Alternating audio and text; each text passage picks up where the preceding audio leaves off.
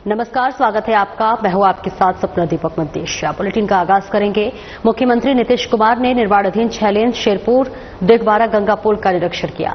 इस दौरान उन्होंने शेरपुर में स्थल निरीक्षण कर निर्माण कार्य के बारे में जानकारी ली। मुख्यमंत्री ने गंगा नदी में चल रहे पुल निर्माण कार्य का भी स्थल का जाकर जायजा लिया। इस दौरान मुख्यमंत्री के प्रधान सचिव दीपक कुमार, मुख्यमंत्री के सचिव अनुपम कुमार और इसी के साथ साथ पथ निर्माण विभाग के सचिव संदीप कुमार आर पुदुकलकट्टी, पथ और निर्माण विभाग के सचिव बी कार्तिकेय धनजी सहित अन्य उपस्थित थे।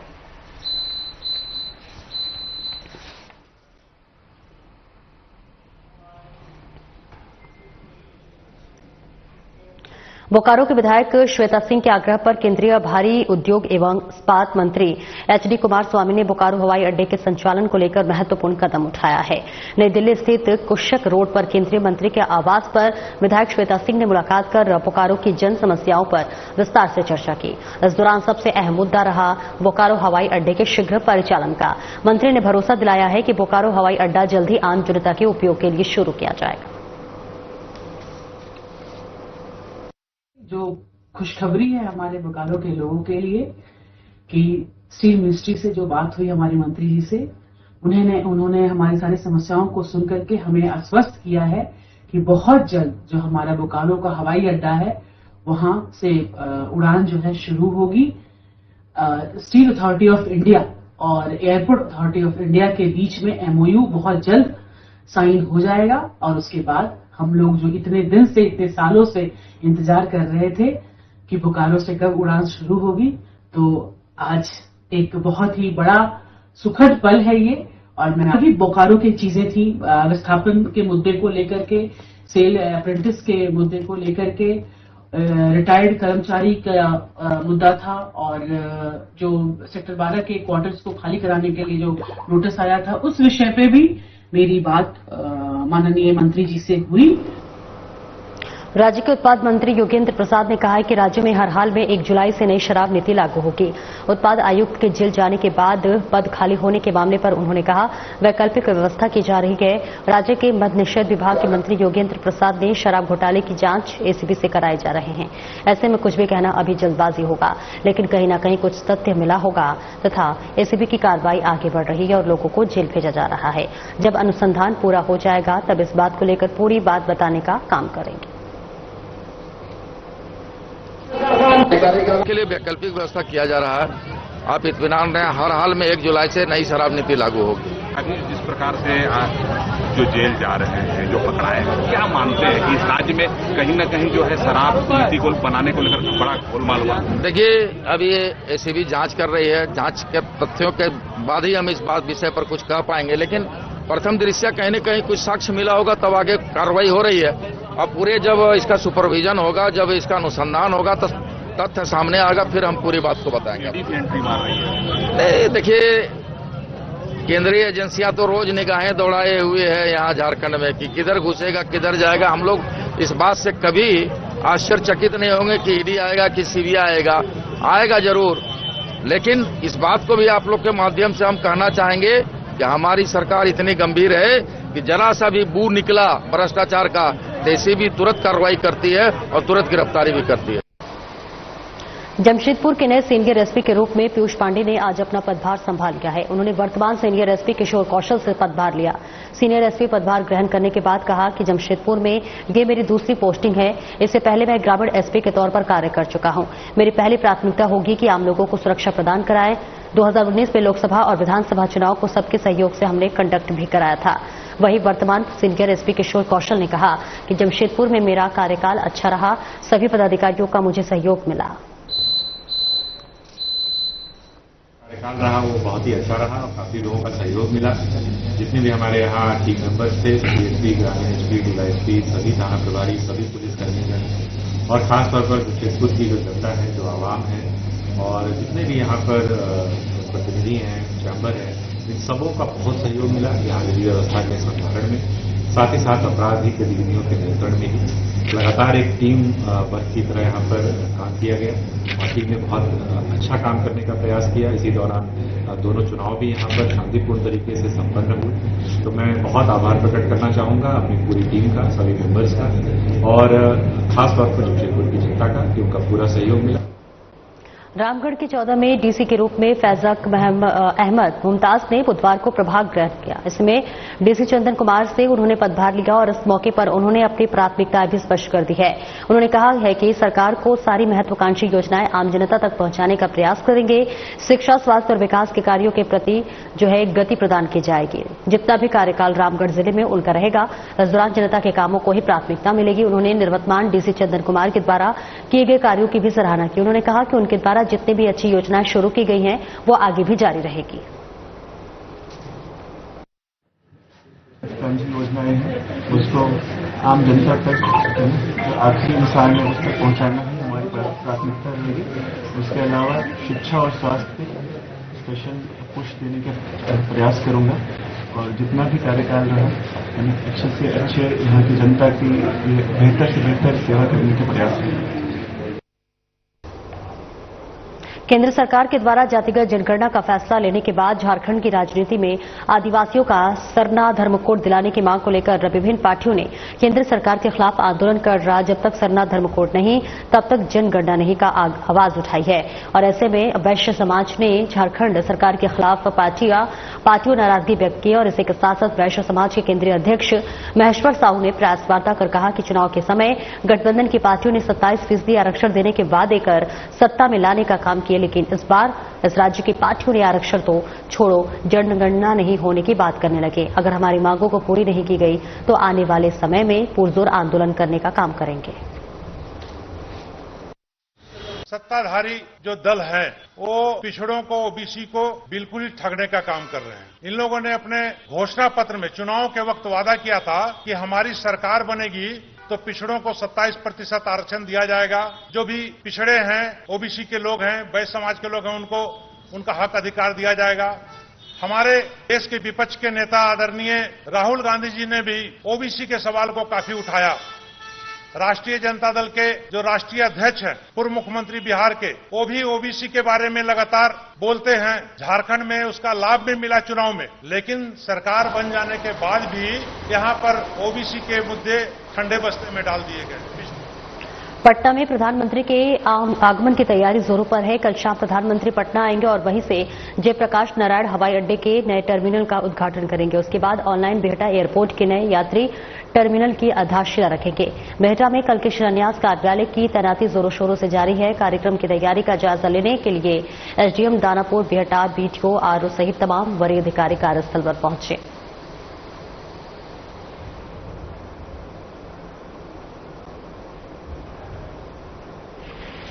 ये तैयारी चल रही है और हम लोग उसी का अभी निरीक्षण भी करने आए हैं। एसडीएम मैडम भी आने वाली हैं और सारी तैयारी पूरी हो जाए, कहीं कोई कमी नहीं रह जाए, उसी के लिए हम लोग तत्पर हैं। कितने लोगों के बैठने का इंतजाम है मैडम?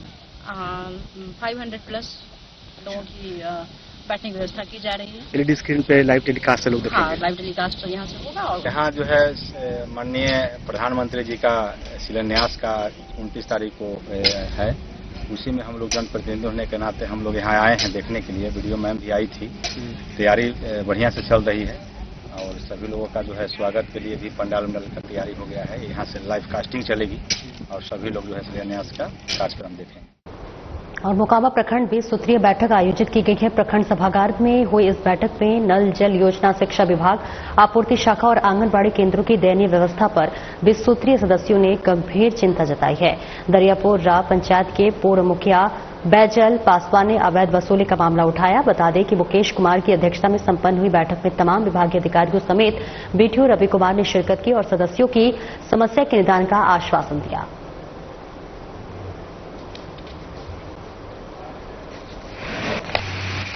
मुखिया नीतीश कुमार जी की एक बहुत बड़ी सोच है समाज के अंतिम पायदान तक पहुंचना और जिस किसी तरह की भी अव्यवस्था है उसको सुनिश्चित करने के लिए 20 सूत्री का गठन किया गया था।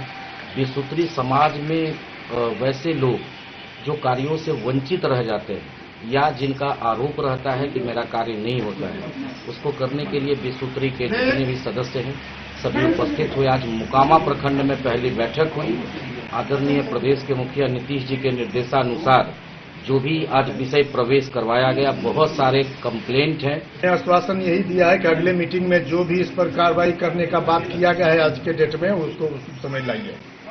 कई विभागों के बारे में कहा गया कि घोटाला हो रहा है, जैसे मनरेगा है, आंगनबाड़ी है, आवास योजना, अंचल में लूट होती है। इस पर क्या आपने कहा है? इस पर भी संज्ञान लिया गया है। आगे जो मीटिंग होगा इसमें जो भी सुधार करके काम करेंगे तो ठीक है, नहीं तो अगले कार्रवाई किया जाए। सरकार की विकास योजनाओं से कोसों दूर है छपरा स्थित मशरक के बंगरा पंचायत के वार्ड नंबर 17 का चरिहारा बंगाली टोला गांव। इस गांव में विकास की सारी योजनाएं धरातल पर उतरी ही नहीं है। टोले में गांव के लोग तो किसी तरह आ जाते हैं, पर किसी दूसरे गांव के लोगों का टोले में पहुंचना मुश्किल हो जाता है और ऐसे में सड़क की दुर्दशा बद से बदतर हो गई है। लेकिन आज तक किसी भी जनप्रतिनिधि और न ही अधिकारी का ध्यान गया है। आपको बता दें कि इस गांव में लगभग 50 घर है जहां मल्लाह जाति के लोग रहते हैं। समस्या है कि आजादी के बाद से आज तक हम रोड देख ही नहीं पाए। ये रोड है कि नहीं, जो निकलता है किसी का हाथ टूटता है, किसी का पैर टूटता है। मतलब कि यहाँ रोड नहीं है, निकलने के बाद पानी पड़ता है तो बरसात के मौसम में समस्या होती है। ये बरसात का मौसम क्या कहना चाहते हैं आप? कहना चाहते हैं कि हमको रोड चाहिए। समस्या यही है कि आजादी के समय से हम लोग का रोड अभी तक नहीं मिला। हम लोग कहीं जब बरसात के मौसम में जब भी चलते हैं, किसी का हाथ पांव, बच्चों स्कूल जाने से बहुत दिक्कत हो रहा है, क्योंकि रास्ता इतना खराब है, इतना खराब रहता है कि कोई बच्चा हमारा बरसात के समय तो जा ही नहीं सकता है। हम लोग बाहर में नौकरी वोकरी करते हैं, किसी तरह से अपना गुजारा करते हैं। समस्या है कि आजादी के पहले से ये सड़क अभी तक नहीं बना है। लगभग मलाहों की संख्या यहाँ 50 से 55 घर है। मैं ये मुखिया और माननीय ये विधायक जी से मांग करना चाहते हैं कि ये जल्द से जल्द सड़क बनाने का कृपा करें। देवघर जिला के देवीपुर में स्थित एम्स के मुख्य गेट पर रात सब ठेकेदारों और मजदूरों ने एनकेजी इंफ्रास्ट्रक्चर और एनबीसीसी के खिलाफ 8 महीनों से पेमेंट नहीं दिए जाने पर धरना प्रदर्शन किया। धरना पर बैठे लोगों को कहना है कि एम्स निर्माण कराने के एनकेजी इंफ्रास्ट्रक्चर और एनबीसीसी द्वारा सब कॉन्ट्रैक्टर से पिछले 5 साल से काम कराया जा रहा था और इसके बाद पिछले 8 महीने से सब कॉन्ट्रैक्टर को पेमेंट नहीं किए जाने पर मजदूर को पैसा समय पर नहीं दिया जा रहा था। वहीं अब दूसरे सब कॉन्ट्रैक्टर के द्वारा काम कराया जा रहा है, जिस कारण सब कॉन्ट्रैक्टर ने इस मामले को लेकर एम्स के निदेशक को भी आवेदन देकर एनकेजी और एनबीसीसी के द्वारा भुगतान कराने की मांग कर रहा था। लेकिन पिछले 8 महीने से भुगतान नहीं मिलने के कारण सब कॉन्ट्रैक्टर और मजदूरों को जीवन यापन करने में काफी कठिनाइयों का सामना करना पड़ रहा है। इस कारण सभी ने मिलकर एम्स के मुख्य गेट पर धरना प्रदर्शन करते हुए अपने मजदूरी को जल्द से जल्द भुगतान करने की मांग की है। अभी 5 साल से हम लोग काम कर रहे थे, 8 महीने से हम लोग का पैसा नहीं दिया गया है और हमारे पास जितना 40-50 आदमी काम कर रहा था वो लोग का भी हम 8 महीने से पैसा नहीं दे पाए हैं, जिसके कारण से सभी लेबर मिस्त्री हमारे घर आ रहा है और हमको जो है परेशान किया जा रहा है। और जब हम कंपनी के पास पैसा मांगने जा रहे हैं तो समय पर समय लेते जा रहा है और समय लेते लेते आज 1-8 महीना से एनकेजी वाला यहाँ से सब भाग गया है और पैसा का कहीं से कोई उम्मीद नहीं है। जब एनबीसीसी के पास हम लोग गए तो एनबीसीसी का कहना है जो कि अभी पैसा किसी को नहीं देंगे और नया ठेकेदार को ला के काम करवा रहे हैं। हम लोग का मांग यही है जो कि एनबीसीसी के पास जो भी एनकेजी का पैसा है वो हम लोग को दे दिया जाए। और पश्चिम सिंहभूम जिले के आनंदपुर प्रखंड के चिंडा और गोयराबेड़ा गांव के सैकड़ों रैयतों ने भूमि अधिग्रहण मामले में मुआवजे की मांग को लेकर जोरदार विरोध प्रदर्शन किया। भालू डुंगरी से रोबोकेरा वाया साहिबा तक बन रही सड़क के चौड़ीकरण कार्य को बंद कराते हुए ग्रामीणों ने 1 घंटे तक सड़क जाम किया और इस दौरान दर्जनों वाहन फंसे रहे और आम लोगों को भारी परेशानियों का सामना करना पड़ा। ग्रामीणों का कहना है कि उनकी भूमि का अधिग्रहण विभाग और संवेदक की मिलीभगत से बिना उचित मुआवजा किया जा रहा है। आक्रोशित ग्रामीणों का कहना है कि जब तक सरकारी नियमों के तहत लिखित सहमति और मुआवजा नहीं दिया जाता तब तक सड़क निर्माण कार्य नहीं होने दिया जाएगा। प्रदर्शन के दौरान प्रखंड प्रमुख दिलबर खाखा और इसी के साथ ग्राम प्रधान सूर्य प्रताप सिंह देव, मुखिया सुमन देवी समेत बड़ी संख्या में स्थानीय जन प्रतिनिधि और ग्रामीण मौजूद थे। हम लोग रियायत हैं और हम लोग को बिना सूचना दिए जो ये रोड बन रहा है वो रोड वाले हमारे जमीन में मिट्टी डाल दे रहे हैं। जैसा मेरा जो जमीन है उसका ऑपोजिट साइड एक घर है, वो घर वाला जब रोका तो मेरा जमीन में लगभग 10 फीट का अंदर घुसा दिए हैं मिट्टी डाल के। ये हम लोग का एक चीज मांग है कि जब तक विभाग न आए और हम लोग से बात ना करे तब तक हम लोग काम करने नहीं देंगे। 12:30 तक पीडब्ल्यूडी विभाग बना रही है। ये रोड आरईओ रोड से अपग्रेड होकर पीडब्ल्यूडी चेकअप किया है और इसमें पुराना रोड जो था काफी पतला रोड था, ये अपग्रेड होकर बड़ा रोड बन रहा है। इसमें पब्लिक को बिना विश्वास में लिए ठेकेदार अपना मनमानी रवैया से काम कर रहा है। इसी का खेत में 15 से 20 फीट तक रोड घुसा दिया है। जहां पुराना पुल है वहां ना बन के नया पुल बनाया जा रहा है। मैंने पूरी तरह से पब्लिक के विरोध में काम हो रहा है। एक बड़ी खबर समस्तीपुर से आ रही है। बताया गया कि कोर्ट कैंपस परिसर में पेशी के दौरान 5 कैदी फरार हो गए। इनमें से एक कैदी को पकड़ लिया गया, वहीं 4 कैदी फरार हो गए। फरार कैदी में नगर थाना क्षेत्र में बीते वर्ष बहुचर्चित अनिल ज्वेलर्स लूटकांड का आरोपी राजनंदन उर्फ छोटू उर्फ हंटर भी शामिल है। अन्य फरार कैदियों में सराय पंचन थाने में आधे दर्जन लूट कांड समेत अन्य मामलों में आरोपी शामिल है। बता दें कि पुलिस कैदियों को कोर्ट में पेशी के लिए लेकर पहुंची थी, तभी कोर्ट कैंपस परिसर में सिपाही के हाथ छुड़ाकर कुल 5 कैदी भागने लगे। हालांकि तत्काल कार्रवाई करते हुए पुलिस ने एक कैदी नागेंद्र कुमार को मौके पर ही दबोच लिया। फरारी की इस बड़ी घटना के बाद पुलिस महकमे में हड़कंप मच गया है। आज माननीय न्यायालय में कैदियों के उपस्थापन के लिए कैदी को लाया गया था। इसी क्रम में एक राजनंदन है जो कैदी है, यहाँ पर आर्म सेट का आज उसका पेशी था सीजीएम साहब के यहाँ। वहाँ से पेशी करके जैसे ही कोर्ट हाजत में उसको अंदर बंद किया जा रहा था, उसी क्रम में हाजत के अंदर में से 4 लड़के धक्का दे करके बाहर निकले और भागे। उसमें से एक कैदी को पकड़ा गया है और बाकी 4 कैदी फरार हो गए हैं। उसमें से 3 कैदी जो है सराय रंजन थाना कांड संख्या 113/24 के लूट कांड के। बिहार के दरभंगा जिला में स्कूल जाते वक्त बदमाशों ने शिक्षक मंसूर आलम की गोली मारकर हत्या कर दी। गोली लगने से शिक्षक की मौके पर ही मौत हो गई। घटना की सूचना मिलने पर सदर एसडीपीओ 2 ज्योति कुमारी दलबल के साथ मौके पर पहुंची और शव को कब्जे में लेकर पोस्टमार्टम के लिए भेजते हुए मामले की जांच में जुट गई है। उन्होंने कहा है कि अपराधी को जल्द से जल्द गिरफ्तार कर लिया जाएगा। आपको बताते चले कि शिक्षक मंसूर आलम अपने परिवार के साथ शंकरपुर में किराए के मकान में रहते थे। एक मास्टर साहब हैं, शंकरपुर में डेरा लेके रहते थे। नासिरगंज स्कूल प्राथमिक विद्यालय में पढ़ाते थे। सवेरे 5 बजे में जो है तो ड्यूटी जा रहे थे, उसी घटनाक्रम में कोई गोली मार दिया। यह जो है तो बहुत निंदनीय घटना है। इसमें यह एक मामला नहीं जो टीचर के साथ हुआ है। हमको लग रहा है दरभंगा जिला में ऐसा कई मामला है जो टीचर के साथ जो है सो गोलीकांड हुआ है। इसमें जो है तो सरकार को सख्त संज्ञान लेना चाहिए। जान है किसी का, कोई से अगर किसी का कोई दुश्मनी है तो जान में मार देना जो है समस्या का समाधान नहीं है। टीचर हैं मंसूर आलम जी, उनकी गोली मारने से हत्या हो गई है। क्या वो गोली लगी है? कब? 2 गोली लगने की पुष्टि हुई। सर कहाँ पे लगी है? कहाँ पे लगी है गोली? वक्त की घटना डिफरेंट टाइम्स का बताया जा रहा है। अराउंड 6 o'clock की घटना लगी है। ये गोली कहाँ लगी है उनको, मास्टर साहब को? एक गोली तो उनके पेट पे लगी है, एक टैग। मैम ये घटना का लोकेशन कहाँ पड़ता है? ये कंपौल और भड़वाड़ा जाने वाले रास्ते में। बुंडू थाना क्षेत्र के उराव टोली में घरेलू विवाद में पिता ने पुत्र की लाठी से पीट कर हत्या कर दी। हत्या की सूचना पर ग्रामीणों ने पुलिस को फोन के माध्यम से दी सूचना। मौके पर बुंडू पुलिस पहुंचकर पिता को गिरफ्तार कर लिया और शव को अपने कब्जे में लेकर मामले की जांच पड़ताल कर रही है। तो वहीं कृष्णा तांती उम्र 25 वर्ष घरेलू विवाद में हत्या कर दी है। जानकारी मिली कि पिता ने अपने बेटे की मार करके डंडा से मार करके हत्या कर दिया है। पिता और पुत्र में बराबर झगड़ा होता रहता था और उसकी पत्नी अभी अपनी नहर चली गई है। और जैसा कि बताया ग्रामीणों ने, जब से पत्नी गई तब से काफ़ी चिचिया रहा था और इस बीच में आज पिता से इसका विवाद हुआ और पिता को इसने मारा। आवेश में आकर के इनके पिताजी ने डंडा से दरवाजे के लकड़ी से हत्या कर दिया, मार करके माथे पर। कौन टीम पहुंचे हैं सर? एफएसएल टीम, थाना की टीम। राजपुर थाना क्षेत्र के चौसा कोचिस मुख्य मार्ग पर नायरा पेट्रोल पंप के पास तेज रफ्तार डंपर पर एक टेम्पो की टक्कर हो गई।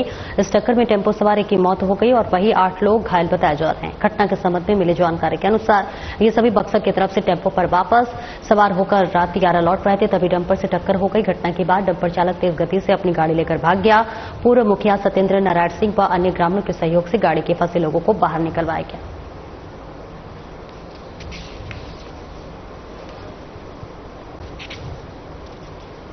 हजारीबाग जिले के इचाक प्रखंड के आरा और मड़पा गांव में जंगली हाथियों के झुंड बीती रात जमकर उत्पात मचाया है। हाथियों ने गांव के घुसकर 3 मवेशियों को अपने पैरों से कुचलकर गंभीर रूप से जख्मी कर दिया है।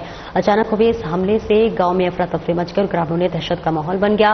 ग्रामीणों के अनुसार रात देर रात्रि हाथियों का झुंड खेतों से होते हुए गांव में घुस आया और हाथियों ने जहां तहां फसलें भी रौंद दी और मवेशियों पर हमला कर दिया।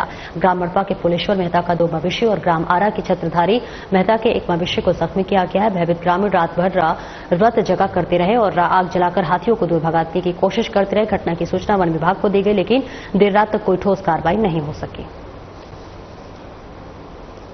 हमारा गांव में हाथियों का झुंड आया था, जिसमें मेरा 2 गाय जख्मी कर दिया है जो बचने के हालत में नहीं है। एक और था बगल गांव में आरा में नुकसान कर दिया है। इस हाथियों के झुंड ने हम लोग के अंदर डर दहशत पैदा कर दिया है।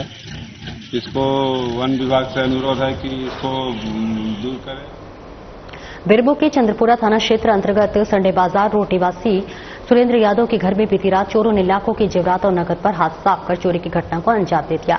घटना के संबंध में पीड़ित सुरेंद्र यादव ने बताया कि उनकी छोटी बेटी की शादी आगामी 7 जून को होने वाली है। शादी की तैयारी में पूरा परिवार लगा हुआ था। धीरे धीरे शादी के लिए लड़की के जेवरात, नकद, साड़ियां इकट्ठा कर वो घर में रख रहे थे और इस बीच उनके घर में चोरी हो गई। चोर ताला तोड़ने के असमर्थ हो गए तो उन्होंने दरवाजे की कुंडी को ही काट डाला और घर में प्रवेश कर संदूक में रखी जेवरात, नकद और कपड़े लेकर चंपत हो गए। घटना से पूरा परिवार सदमे में है और आकलन में लगी हुई है कि कितनी की चोरी हुई है। वही उन्हें चिंता भी सता रही है कि लड़की की शादी अब कैसे करेंगे। ठीक 12 बजे के बाद गेट बंद कर चल गई, कबाड़ी बंद कर दिया। अब जितना उसका लांगा होगा, जूता चप्पल जो शादी की शादी कब शादी 7 तारीख है, पहले 17 तारीख है,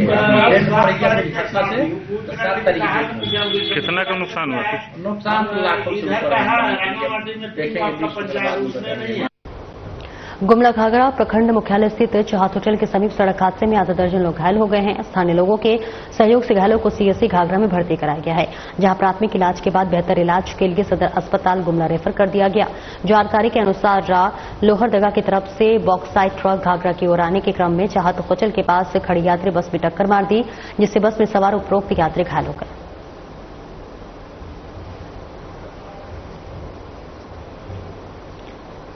जमशेदपुर के आजाद नगर थाना पुलिस ने 3 चोर को गिरफ्तार किया है। गिरफ्तार चोर के पास से 20,000 रुपए नगद, सोना, चांदी और मोबाइल बरामद हुआ है। बताया जा रहा है कि ये सभी कपाली का रहने वाला है और 19 मई की रात आजाद नगर थाना क्षेत्र के रहने वाली फरहान जहां नामक व्यक्ति महिला के घर में चोरी की घटना को अंजाम दिया था। वही चोरों ने अपने संलिप्त स्वीकार करते हुए पैसा और सामान पुलिस के समक्ष सरेंडर कर दिया है।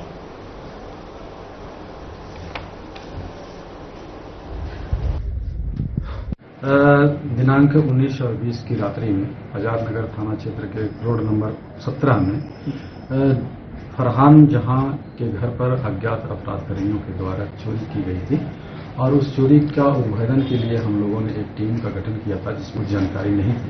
हम लोगों ने थाना क्षेत्र के लोगों से इनपुट डेवलप किया और सीसीटीवी का हम लोगों ने सहारा लिया और इस कांड को हम लोगों ने उद्भेदित किया। इस कांड में 20,000 रुपये और 2 घड़ियां और कुछ चांदी के गहने और कुछ अंगूठियां की चोरी की गई थी और कुछ कपड़े की चोरी की गई थी और हम लोगों ने इस घटना को उद्भेदन करते हुए इन सामान को 4 लोगों को गिरफ्तार किया और उनमें से सामान को हम लोगों ने बरामद करने में सफलता पाई है। फिलहाल इस बुलेटिन में इतना ही। नमस्कार।